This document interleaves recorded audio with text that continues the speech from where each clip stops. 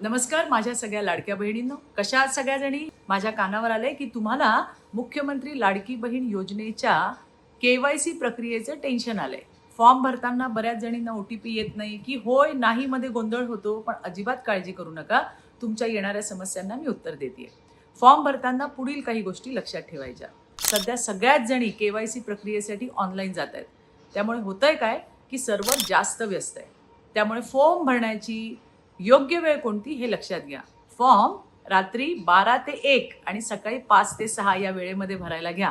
याने काय होईल, या वेळेत सर्व्हर जो आहे तो कमी व्यस्त असतो. त्यामुळे फॉर्म पटकन सबमिट पण होईल आणि तुम्हाला OTP सुद्धा वेळेमध्ये येईल. फॉर्म भरताना तुम्हाला तुमच्या कुटुंबात कोणी सरकारी नोकरीत आहे का किंवा नाही असा प्रश्न विचारला जाईल. यावेळी जर कोणी सरकारी नोकरीत असेल तर तिथं होय म्हणून पर्याय निवडा आणि नसेल तर नाही म्हणून पर्याय निवडा. आता पतीचं किंवा वडिलांचं OTP कसं प्रमाणीकरण करायचं हे आता आपण पाहूया. सगळ्यात महत्त्वाचं म्हणजे त्यांचे आधार कार्ड आणि मोबाईल नंबर लिंक असायला हवा. लक्षात घ्या मैत्रिणींनो, तेव्हाच त्यांच्या मोबाईल नंबरवर OTP येईल. तो OTP टाकल्यावर फॉर्म पुढे जाईल.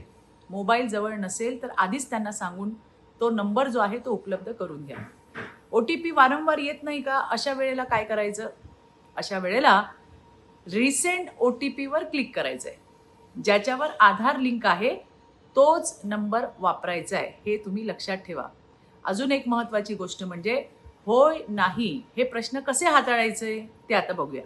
लक्षात ठेवा, जर कुटुंबाला अट लागू होत असेल तर होय दाबा, नसेल तर नाही दाबा. चुकीची माहिती भरली तर तुमचा फॉर्म हा रिजेक्ट होऊ शकतो मैत्रिणींनो.